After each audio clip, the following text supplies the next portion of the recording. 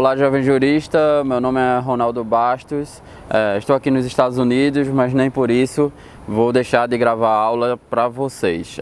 Na aula de hoje eu pretendo completar o nosso mini curso de Teoria Geral do Estado, sobre os elementos do Estado. Na aula 1 eu falei sobre o povo, na aula 2 eu falei sobre o território e na aula 3 eu vou falar sobre um dos conceitos que mudou de forma mais significativa o seu conteúdo desde o seu surgimento, que é o de soberania, que é o terceiro elemento do Estado.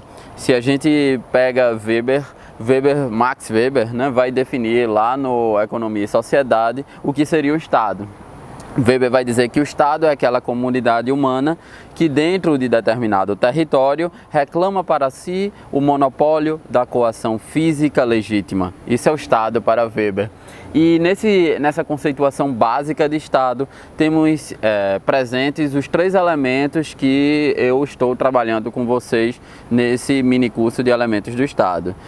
Weber vai dizer o Estado é aquela comunidade humana, ou seja, o primeiro elemento, o povo, que dentro de determinado território, o território é o segundo elemento, reclama para si o monopólio da coação física legítima. Esse monopólio da coação física legítima é o que a gente conhece por soberania. Bom, embora a soberania seja um conceito conhecido dos medievais, a sua significação moderna surgiu apenas no século XVI e ela indica filosoficamente o supremo poder, o que os medievais chamavam de summa potestas, né? E politicamente ela indica o poder do Estado de instituir a sua própria ordem jurídico-política, poder este que está acima de qualquer outro e não pode sofrer limitações, salvo as postas pelo próprio Estado. Essa é a ideia de soberania. Só que a gente vai ver durante esta aula que o conteúdo da soberania, como eu já disse, ele evolui significativamente, saindo de uma soberania exclusivamente política, onde o Estado poderia fazer o que quisesse, para uma soberania cada vez mais jurídica, tanto do ponto de vista interno quanto do ponto de vista externo. Do ponto de vista interno, o Estado ele só pode exercer o seu poder com respeito aos direitos fundamentais dos indivíduos. E do ponto de vista externo, o Estado não pode simplesmente agir o seu poder para subjugar os outros Estados mais fracos. Um Estado poderoso não pode simplesmente subjugar um outro Estado mais fraco. Existe uma série de regras internacionais para declarar guerra, para anexar territórios, ou seja, uma série de regras internacionais que condicionam o trato entre os estados. Então, o Estado, por exemplo, a gente está nos Estados Unidos, os Estados Unidos não podem fazer o que bem quiser em relação aos outros estados. A ordem internacional, na sua ideia de multilateralismo desse poder, ela impede com uma série de tratados e convenções internacionais que os estados poderosos subjuguem os estados mais fracos. Então o conceito de soberania passa por essa limitação jurídica, digamos, ela sai de um conceito exclusivamente político para um conceito ainda político, mas político-jurídico. Então é isso que a gente vai ver nessa aula. Depois da vinheta a gente começa.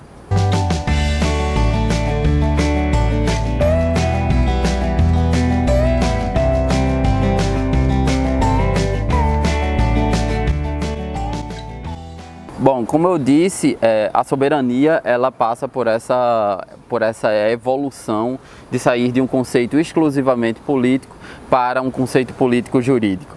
Nesta evolução intelectual, a gente tem que pensar em pelo menos três autores que eu separei para você. O primeiro é Jean Bodin, lá do século XVI, o segundo é Jean-Jacques Rousseau, lá do século XVIII, e por fim temos o Joseph Seye, que é um pensador, na verdade é mais um político que surgiu no contexto da Revolução Francesa. Esses três pensadores vão, de forma paradigmática, nos ajudar a entender a evolução do conceito de soberania.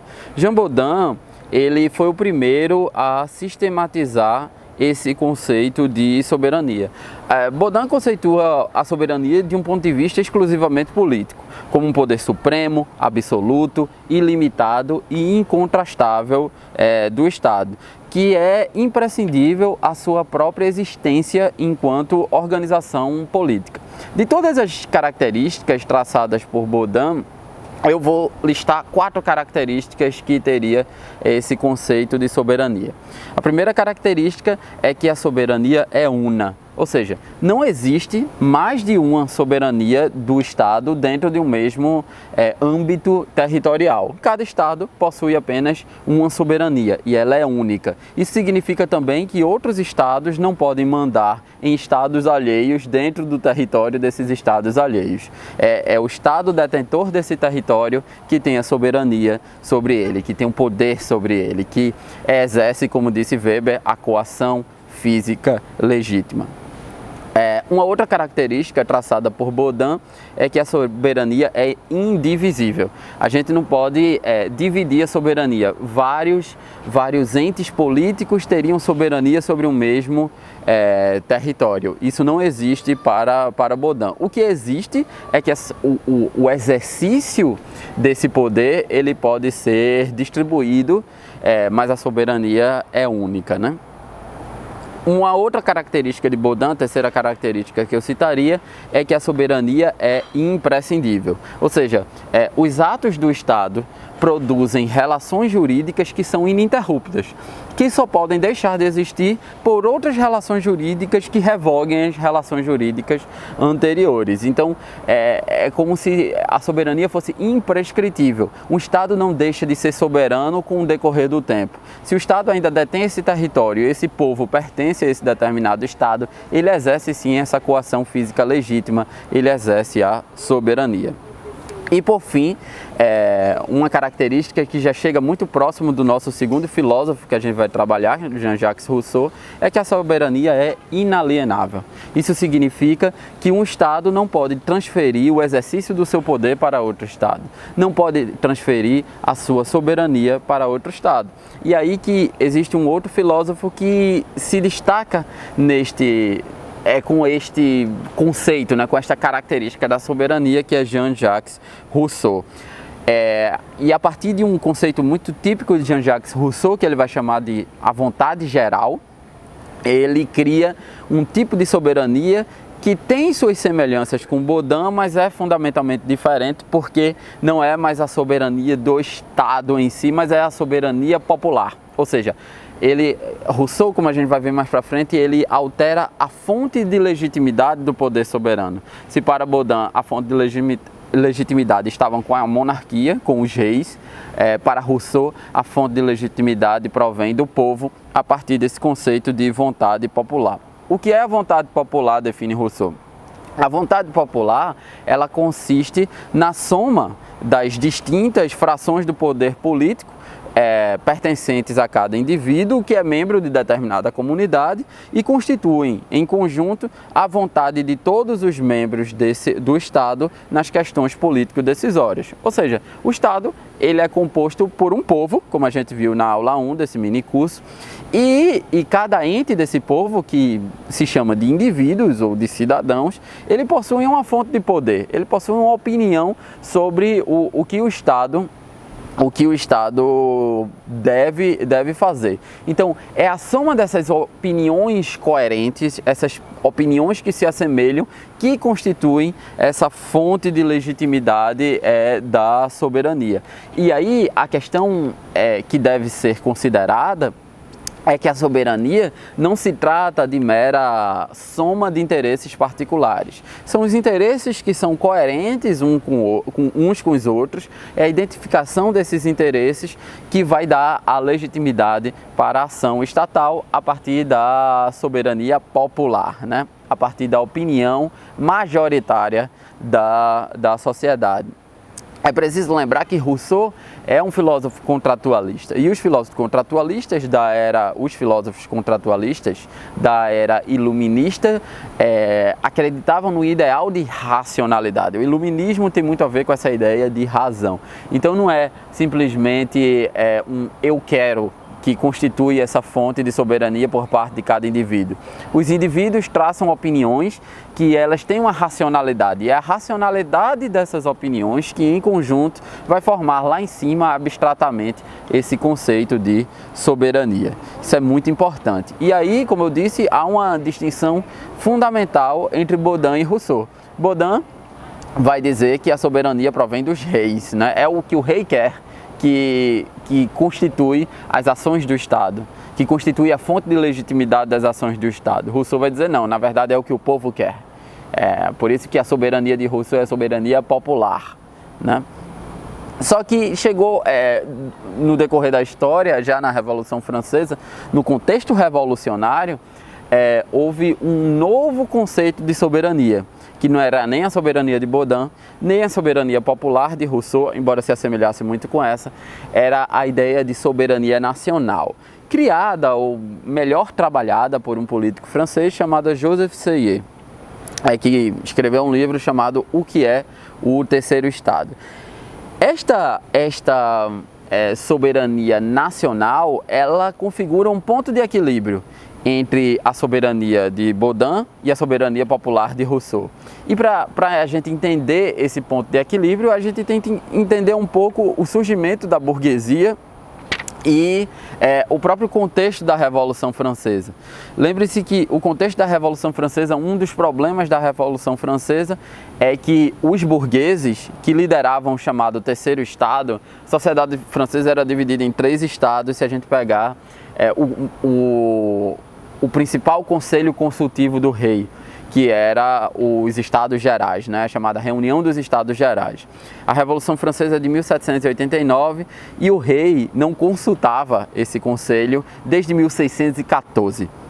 E aí esse conselho era dividido em 3 estados. O primeiro estado, que era a nobreza, o segundo estado era o clero e o terceiro estado era representado por uma gama de grupos sociais que eram liderados pela burguesia, né? O que acontece é que cada estado, esse conselho consultivo, cada estado possuía um voto, independentemente do número de indivíduos que pertenciam a cada estado.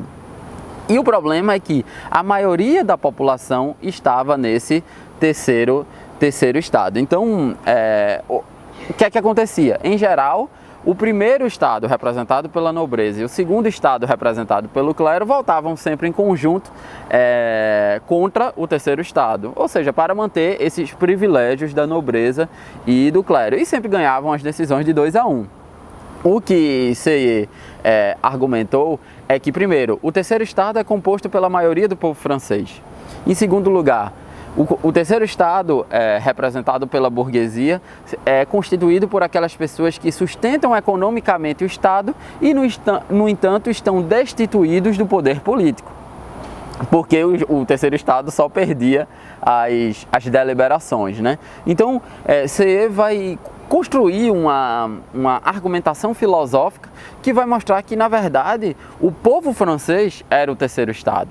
O povo francês era constituído pelo terceiro estado, porque o povo francês era o que sustentava o estado francês, enquanto a nobreza e o clero pisavam em cima do terceiro estado, era sustentado por esse terceiro estado. Então Seye vai criar esse conceito de nação francesa a partir dos interesses desse terceiro estado, os interesses daquele povo que sustentava economicamente o Estado, o que Hegel chamaria mais para frente de sociedade civil, e a gente viu a partir do debate filosófico alemão essa distinção entre Estado e sociedade civil.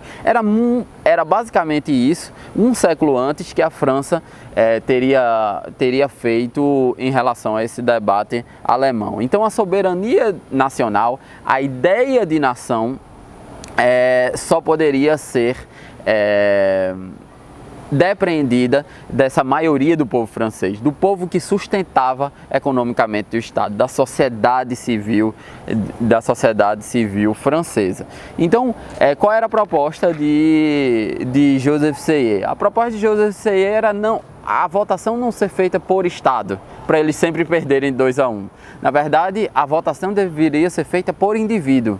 Cada indivíduo teria um voto. Claro que não é uma democracia direta, seria uma democracia representativa. E a quantidade de representantes seria proporcional à quantidade de indivíduos que pertenceriam a cada Estado. É claro que a nobreza e o clero se opuseram a isso, principalmente o rei, se opôs a isso, mas o terceiro estado não teve problema. Então o terceiro estado disse, já que vocês se opõem a isso, nós estamos em Assembleia Constituinte e vamos criar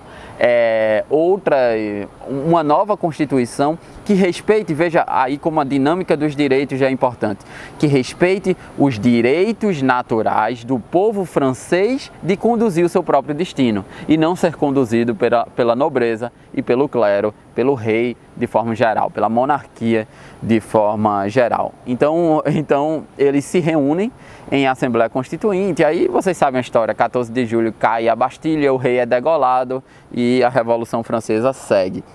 O que é interessante para essa aula é que o documento que foi originado dessa Assembleia Constituinte, que foi a Declaração dos Direitos do Homem e do Cidadão, lá de 1789, ela bebe muito dessa fonte da soberania nacional. E essa soberania nacional é oposta tanto à ideia, lembre-se que a Revolução Francesa, ela quer derrubar o antigo regime, então ela é oposta à ideia de Jean Bodin, de que a fonte de legitimidade do poder soberano é o rei que é essa fonte de legitimidade, porque Bodin vai contribuir para a criação de uma outra teoria chamada a teoria do direito divino dos reis. Então veja que para Bodin a fonte de legitimidade é o rei. O que é que dizia essa teoria? Essa teoria dizia que, como a fonte de legitimidade do poder soberano, do rei, provinha de Deus, o rei podia fazer o que quiser com o povo, porque ele não devia nada ao povo. Já Rousseau vai dizer o seguinte, a fonte de legitimidade provém do povo mesmo, do populacho. Então já é uma radicalização oposta da teoria, à oposição da teoria de Bodin. A soberania nacional vai fazer um meio termo. A fonte do poder soberano provém desse conceito abstrato que se chama nação, e a gente vai apreender quais são os interesses da nação através de uma democracia representativa. Ao mesmo tempo que eu derrubo o antigo regime, eu controlo o povo, não instituo uma democracia direta, né? Então por isso que é um ponto de equilíbrio entre esses dois conceitos de soberania. E o artigo 3º da Declaração dos Direitos do Homem e do Cidadão vai dizer o seguinte: o princípio de toda soberania reside essencialmente na nação. Nenhuma operação, nenhum indivíduo pode exercer autoridade que dela não demande expressamente. Então veja que a gente sai de um conceito exclusivamente político de soberania para um conceito mais juridicizado. Ou seja, o direito, o poder soberano não pode fazer o que quiser. Ela tem que respeitar, porque a soberania provém da nação. Então nenhum indivíduo, ou seja, uma menção a um presidente, ou no caso da monarquia, um rei, nenhum indivíduo pode fazer o que quiser, porque a soberania não provém dele. A soberania vem do povo francês, da nação, etc. Então a gente sai de um conceito exclusivamente político para um conceito jurídico. Do ponto de vista interno, o rei ou o presidente não pode fazer o que quiser. Ele tem que respeitar o que se chamava à época de direitos naturais do homem. Por isso que é Declaração Universal dos Direitos do Homem e do Cidadão, né? O que a gente chama hoje de direitos fundamentais. E externamente, e aí que eu quero continuar a aula, externamente, isso significava que o Estado ele não poderia fazer mais o que quisesse, o que bem entendesse em relação aos outros Estados. Um Estado, pelo simples fato dele ser poderoso, ele não pode anexar territórios ou simplesmente declarar guerra aos outros Estados em detrimento da ordem internacional, das normas provenientes da ordem internacional. E aqui eu faço um salto histórico imenso, porque na época de Sieyès, o Estado ainda vinha legitimado por essa ideia de que o Estado pode fazer tudo. Lembre-se que na época de Sieyès, da grande Revolução Francesa, muitos estados ainda eram colônias. Lembre que é só no século XIX, no início do século XIX, na primeira década de 1800, que começam as independências, os processos de independência dos países latino-americanos. O processo de descolonização desses países latino-americanos. Então os estados ainda faziam o que queria. Mas a gente faz um salto enorme para entender como essa soberania ficou juridicizada. Essa soberania virou um conceito jurídico-político e não somente político. Eu penso no final da Segunda Guerra Mundial, em que a nova ordem internacional, representada pela Carta das Nações Unidas, ela incluiu nessa carta uma série de princípios que falavam da autonomia dos estados e principalmente da ideia de não intervenção dos estados. Um estado não pode intervir no outro, bem como a ordem internacional não pode intervir em atos que dependam exclusivamente da soberania dos estados. Então, por exemplo, o artigo 2º, inciso 4 da Carta da ONU vai dizer o seguinte: todos os membros deverão evitar em suas relações internacionais a ameaça ou uso da força contra a integridade territorial ou a independência política de qualquer Estado. Ou seja, um Estado não pode invadir o outro porque ele quer fazer isso ou porque ele tem interesse em fazer isso. Existe uma esfera de autonomia que todos os Estados têm que respeitar. Do mesmo jeito, a ONU não pode fazer isso. Quando diz o seguinte no artigo 2º, no inciso 7º, esse mesmo artigo: nenhum dispositivo da presente carta autorizará as Nações Unidas a intervirem em assuntos que dependam essencialmente da jurisdição de qualquer Estado ou obrigará os Estados a se submeterem a tais assuntos a uma solução. Veja que nem os estados podem intervir nos outros, nem a ONU, enquanto organização internacional, pode intervir nos estados. E esses dispositivos são, no âmbito regional de direitos humanos, são repetidos na Carta da Organização Internacional, a Organização dos Estados Americanos. No texto que eu deixei no blog, vocês podem olhar esses artigos, né? Só que, evidentemente, que existem exceções a esse princípio da não intervenção. E essas exceções estão previstas na própria Carta da ONU. Vamos ver, por exemplo, o artigo 51 da Carta da ONU, que vai dizer o seguinte: nada na presente carta prejudicará o direito inerente de legítima defesa individual ou coletiva no caso de ocorrer um ataque armado contra um membro das Nações Unidas. Então, se um Estado ataca o outro, aí ele, como um direito de legítima defesa, esse Estado atacado tem possibilidade de contra-atacar, ou seja, de se defender. É claro que no contexto atual de armas de destruição em massa, de terrorismo, etc., os Estados passaram a argumentar que esperar que você fosse atacado para poder atacar, para poder contra-atacar, era muito perigoso. Então, deveria existir um mecanismo em que fosse possibilitado uma espécie de defesa preventiva. E foi aí que foi construído na ordem internacional esse conceito de legítima defesa preventiva. É claro que esse conceito tem muitos problemas políticos, porque podem esconder certos interesses por trás dessa ideia de legítima defesa preventiva.